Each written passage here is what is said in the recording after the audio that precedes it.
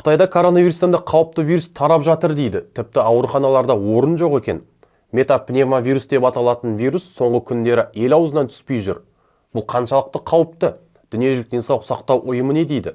Жаңадан пайда болды ма, әлде бұрыннан келе жатқан вирус па? Осы мәселелерді қарастырып көреміз. Ал сіздерден лайк және пікір күтеміз. Қысқаша айтатын болсақ, бұл ешқандай да жаңадан пайда болған вирус емес. Көптеген елдерде әдетте қыстан көктемге дейінгі уақытта жүретін кең таралған вирус саналады. Ресми атауы адам метапневмовирусы, немесе HMPV деп аталады. Тұмауға ұқсас жоғары тыныс жолдарының инфекциясын тудыратын вирус. Негізінен көп адамдардың организм жеңіл қабылдайды. Дегенмен жас балалар мен 65 жастан асқан ересектер және иммундық жүйесі әлсіреген адамдарға қауіпті болуы мүмкін.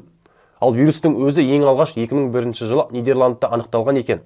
Яғни осыдан ақ 20 жылдан бері келе жатқан вирус екенін көруге болады. Ал неге Қытайда тарап жатыр деген ақпаратқа келсек, желтоқсанның соңында Қытайда бұл вирус жұқтырғандар саны күрт өсіп, 6-2%-ға жеткен екен. Ал вирустың дәл осы түрімен ауруханаға жатқызылғандар саны 5-4%-ға өскен. Дегенмен уайымдауға еш дәнеңе жоқ.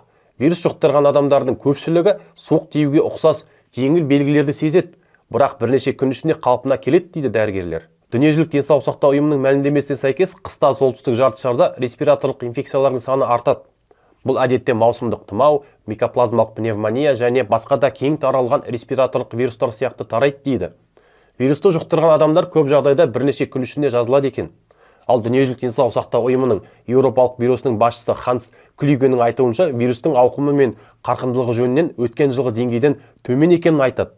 Яғни тіпті былтырғы жылғыдан қарағанда вирустың таралу деңгейі төмен. Бірақ неге дәл биылғы жылғы айтылып жүргені түсініксіз. Қазақстанның денсаулық сақтау министрлігі вирустың көптеген елдерде ондаған жылдар бойы тарап келе жатқан классикалық вирус дейді. Қазірдің өзінде елімізде метапневмовирус жұқтырғандар саны 30-дан асқан.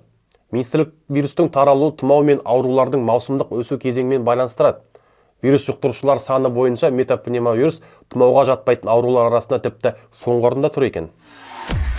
Вирустың негізгі симптомдар ретінде жөтел, мұрыннан су ағу, ентігу, тырысу, бастың ауыру және тағы сол сияқтылар жатады екен. Нақты емдеу әдісі жоқ, бірақ симптоматикалық емдеу қолданылады. Ал сіз бұл вирус туралы не ойлайсыз? Пікіріңізді комментке жаза кетіңіз, видеомен бөлісіп каналға тіркеліңіз. Шындыққа сіздің де таласыңыз бар.